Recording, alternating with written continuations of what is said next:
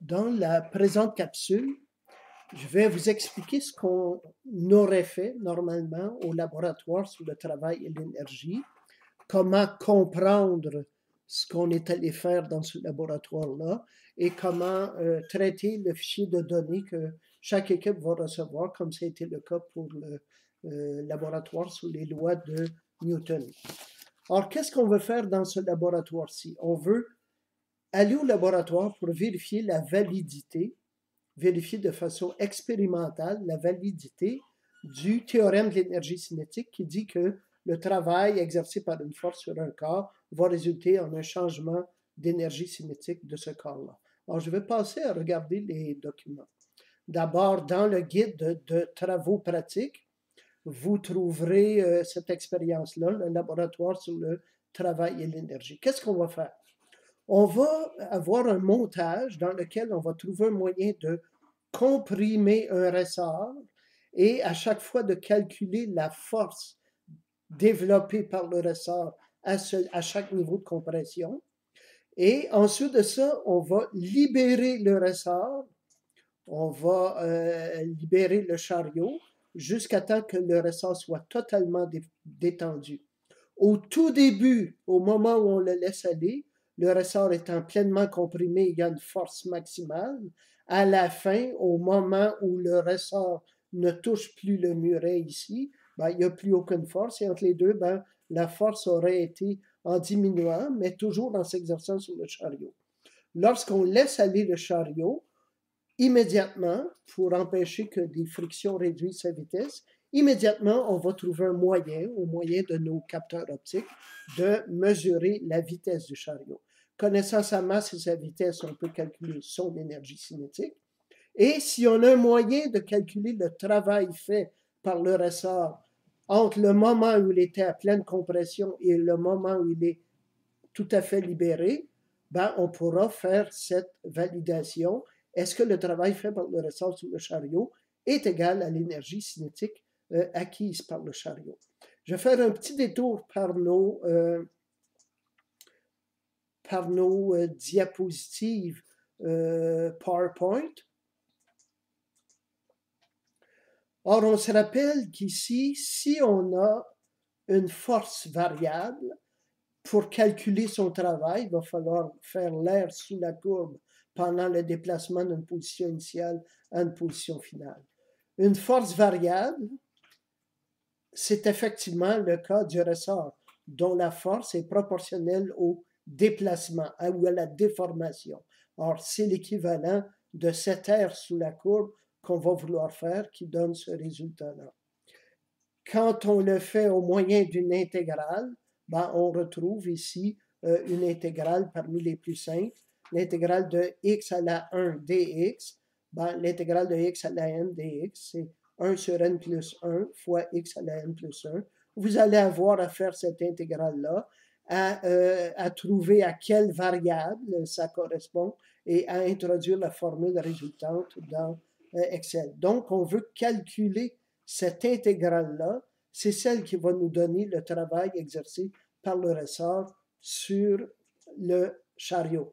Alors, je vais revenir à notre guide de travaux pratiques et on va aller voir ce qu'on veut faire pour calculer le travail du ressort. Alors, essentiellement, on va vouloir faire ce qu'on pourrait appeler une courbe d'étalonnage du ressort, c'est-à-dire pour chaque déformation en centimètres, de zéro déformation à pleine déformation, quelle est la force développée par le ressort? Pour chacune des déformations, quelle est la force? Ça produirait un graphique à peu près comme ceci, puisque la force de Hooke, ou force de ressort, est une équation linéaire, Kx. On va trouver un moyen que je vais vous indiquer de tracer une courbe inférieure et une courbe supérieure pour donner nos incertitudes.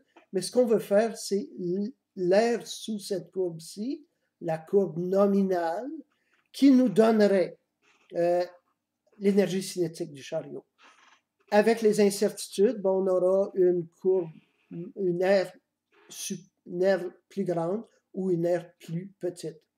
Maintenant, on va revenir un peu à notre description du montage pour avoir une idée de comment on va évaluer la force développée dans le ressort. Or, on a dit que la force élastique, c'est Kx. K étant la constante de rappel du ressort, mais on ne la connaît pas. Alors, on va trouver un moyen pour chaque déformation X d'évaluer quelle est la force développée par le ressort. Ben, ce moyen-là, ça va être de suspendre des masses. Or, si on commence à connaître nos diagrammes de force, on a ici le poids de la masse qui crée une tension dans la corde. Cette tension est répercutée ici. Et pour que le système soit à l'équilibre, ben, il faut que le ressort développe une force égale et en sens inverse. Donc, on aura un moyen pour chaque niveau de déformation du ressort d'évaluer la force développée par le ressort. Pourquoi? Parce qu'elle va être égale au poids de la masse, donc mg. En suspendant différentes masses, on va atteindre à des niveaux de compression de plus en plus élevés et on va être capable de produire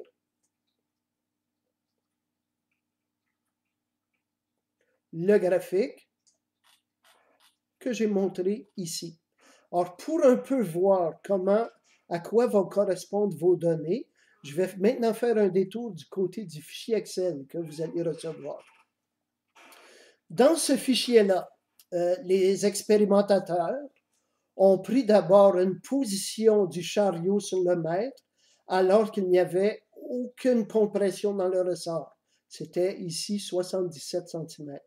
Ensuite, en suspendant des masses de plus en plus grandes, jusqu'à 300 grammes ou 0,3 kg, avec toujours la même incertitude, 0,3 grammes, en suspendant des masses de plus en plus grandes, donc à des poids de plus en plus élevés, le ressort s'est déformé.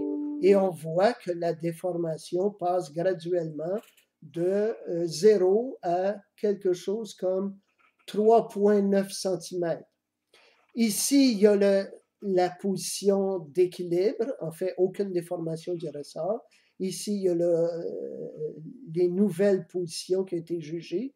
La déformation, ça va être ce X-ci moins celui-ci, ou vice-versa. En fait, vous prendrez la valeur absolue pour être sûr d'avoir une déformation positive ici.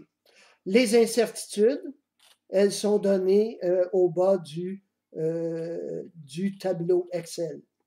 La force ici, je le répète, ben, ça va être la masse fois la gravitation, 9,81 plus ou moins 0,01.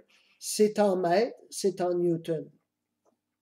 On aura donc ici développé la déformation X et la force. Ce qu'on voudra faire alors, c'est revenir à ce graphique-ci. On voudra faire le graphique de la force en fonction de la déformation X. Or, à ce point-ci, on a déjà en main tout ce qu'il faut pour produire cette courbe-ci et on verra ensuite comment calculer le travail, soit l'air sous cette courbe.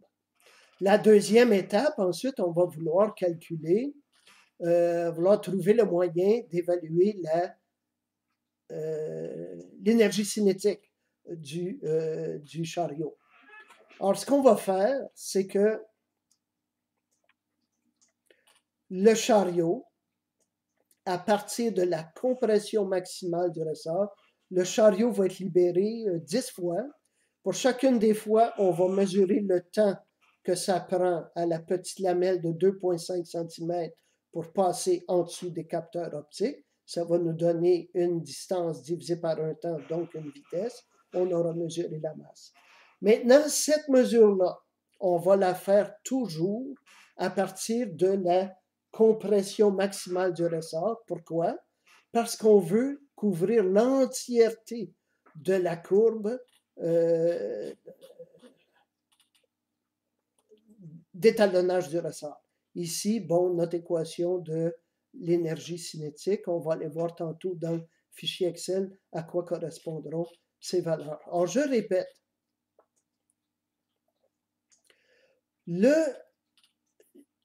on aura produit cette courbe-ci en prenant des mesures avec différentes masses. À chaque masse, on aura la déformation, mais à la fin, les mesures pour l'énergie cinétique vont toujours être prises à partir de la déformation maximale. Pourquoi?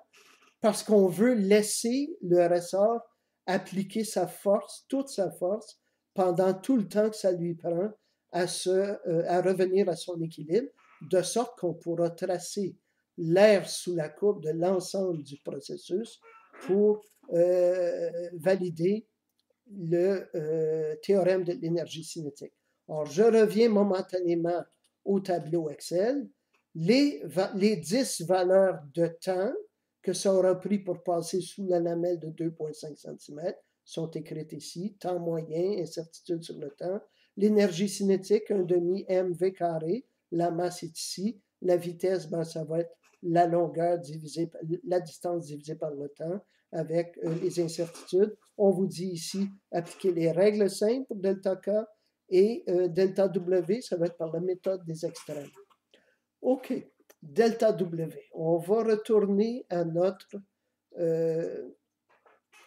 graphique ici. Le W, ça serait l'air sous cette courbe-ci, donc le résultat d'une intégrale de Kx, K étant la pente de notre droite, et X, ben, c'est les valeurs qui partent de soit de 0 à X max ou d'autres valeurs si on prend les courbes supérieures ou inférieures. Alors, on va regarder ensemble le travail que vous avez à faire. On voit ici notre intégrale. On la voit un petit peu ailleurs. Je vais aller retrouver la page en question. Ici, on voit l'intégrale du travail. C'est de x max à 0, f de x. On a cette intégrale-ci de 0 à x max. On connaît que f de x, c'est kx. Donc, on aurait ici 1/2 kx carré dx de 0 à x max. Maintenant, pour les courbes supérieures et inférieures, on a kx plus quand on fait l'intégrale de, c'est l'équation d'une droite, kx plus b, et on intègre de moins delta x max à x max. Tout ceci est donné là pour le w max et le w min. Ici, on intègre kx, ça donne kx, 1/2 kx carré, b fois x à la 0, ben, ça donnerait b fois x. On fait cette intégrale-là et on l'intègre à l'intérieur des bornes d'intégration qui sont ici. On vous dit ici comment résoudre les valeurs pour b max et b min. Et on voit que ça fait intervenir une force N et une incertitude. Alors, je vais aller vous expliquer comment trouver la fameuse force N. Dans votre graphique ou dans votre tableau, il y aura une valeur de la force sur laquelle l'incertitude sera maximale. En réalité, ça risque d'être le dernier point que vous aurez pris, ou l'avant-dernier. Il y aura un point, je reviens à votre tableau, il y aura un point dans lequel la force aura un maximum d'incertitude. C'est ce point-là, avec son X, qu'on va prendre comme Fn. Ce que je vous dis est écrit au complet dans le guide des travaux pratiques. Alors, vous allez trouver ce point-là, et à partir de ce point-là, c'est à partir de lui qu'on va trouver un autre point qu'on va appeler P supérieur. Il va être égal à X de la force N moins delta X et Y de la force N plus delta Y. Et pour le P inférieur, ben, ça va être X plus delta X et Y moins delta Y. Revenons ici. La force N sera donc celle à laquelle on avait trouvé la plus grande incertitude, c'est-à-dire on trouve la force n pour laquelle il y a la plus grande incertitude, on trouve son x, on l'insère ici. On aura demandé l'air sous la pente du graphique, qui est la constante de rappel du ressort, et l'ordonnée à l'origine, avec le xn, celui correspondant à la force sur laquelle il y a la plus grande incertitude, on applique notre équation de la droite pour calculer son Fn. Les points sup et points inf sont ceux que je viens de définir. On aura à calculer B max et B min. Je reviens au guide des travaux pratiques. On vous donne les équations ici pour le faire, pour calculer le B min et le B max. B max, c'est la force N plus l'incertitude sur la force, moins cette expression-ci, et ainsi de suite. Remarquez que toutes ces variables-là correspondent à des cellules que vous avez dans votre tableau Excel. Par ailleurs, OK, ces trois courbes-là, je reviens illico à votre fichier Excel.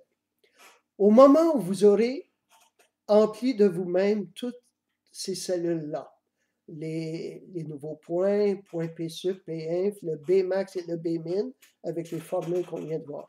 Quand vous aurez introduit tout ça, à ce moment-là, il y a des valeurs qui vont apparaître automatiquement ici. Vous ne devez pas vous-même toucher aux cellules bleues. Ce que vous allez faire à ce moment-là, par contre, c'est que vous allez introduire ces points-là de la même façon que vous l'avez fait vous-même dans des labos antérieurs pour vos points de droite supérieure et de droite inférieure. Vous allez les introduire dans votre graphique. Et de cette manière-là, on va pouvoir voir, à ce moment-là, on va pouvoir voir les trois courbes, celles qu'on a vues dans le guide des travaux pratiques, courbe supérieure, nominale et inférieure. Ce sera au moment où vous aurez introduit toutes vos valeurs en jaune ici. Les valeurs en bleu vont se calculer automatiquement. Vous prenez ces points-là, vous les déposez dans votre graphique. On est maintenant ici rendu à notre dernier calcul. On a tout ce qu'il faut ici pour l'énergie cinétique et son incertitude. On doit calculer le W min et le W max. L'incertitude sur W, par la méthode des extrêmes, sera W max moins W min. Et pour conclure ici, on va revenir au guide des travaux pratiques. Dans le guide des travaux pratiques, on vous donne ici les formules, vous allez les intégrer, vous allez arriver à une expression comme 1 demi kx au carré plus b max fois x que vous allez intégrer sur ces bornes d'intégration-là. Ça va vous donner une certaine formule que vous allez entrer dans Excel et ça va référer à des cellules qui existent dans le tableau. Vous allez faire de même pour W min. Et pour W, vous aurez résolu avec ici Kx plus B, pas le B min et le B max, mais les B qui sont donnés par l'équation de la pente. Et vous allez intégrer de 0 à X max, comme on a vu un petit peu plus haut. Alors maintenant, on va aller regarder la grille de correction. Le but. Le but, pour nous, c'est de vérifier expérimentalement la validité du théorème de l'énergie cinétique. Vous allez expliquer pourquoi on mesure la force du ressort pour plusieurs distances de compression alors qu'on n'utilise qu'une seule de ces distances-là au moment de mesurer, de calculer l'énergie cinétique. Je l'ai dit dans le cours de ma présentation. Dans le tableau, vous allez présenter le tableau des mesures, les exemples de calcul pour les cellules jaunes, et vous allez présenter le graphique avec les barres d'erreur comme d'habitude, les droites extrêmes et tout ça. Les calculs, vous allez faire le calcul de W max, W min et W. Vous allez donner l'expression intégrale avec les limites d'intégration. En fait, vous vous trouvez à reproduire un peu ce qui est dans le guide des travaux pratiques.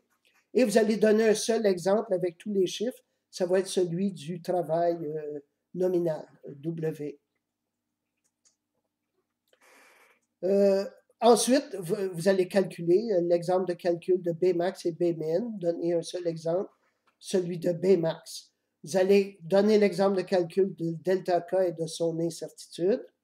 Et ensuite, vous allez faire une comparaison avec un diagramme de comparaison de chevauchement, comparer W delta K.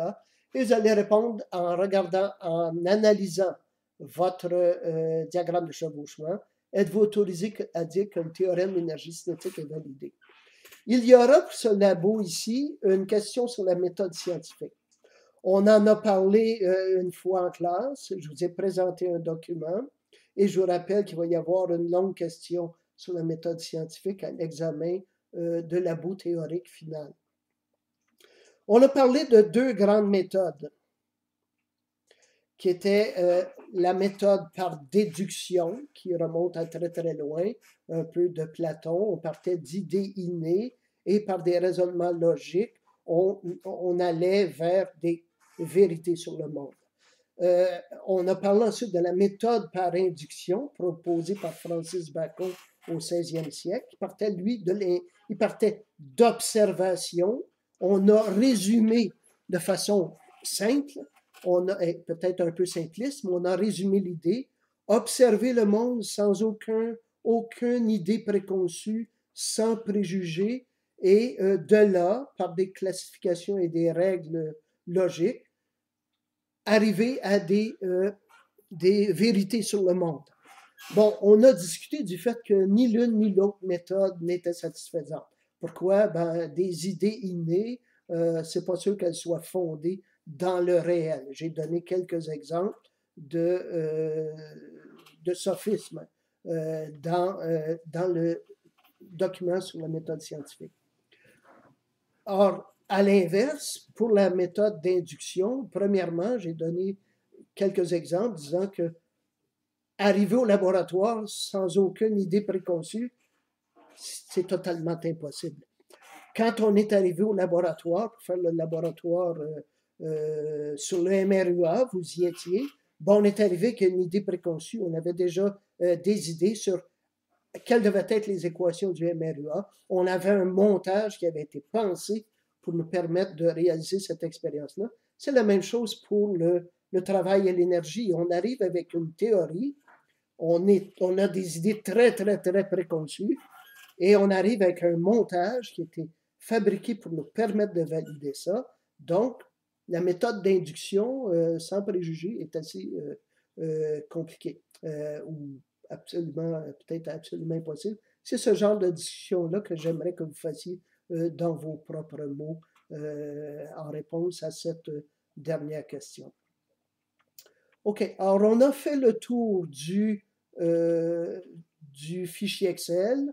On a fait le tour du guide de travaux pratiques, de l'expérience, et on a fait le tour également de la grille de correction.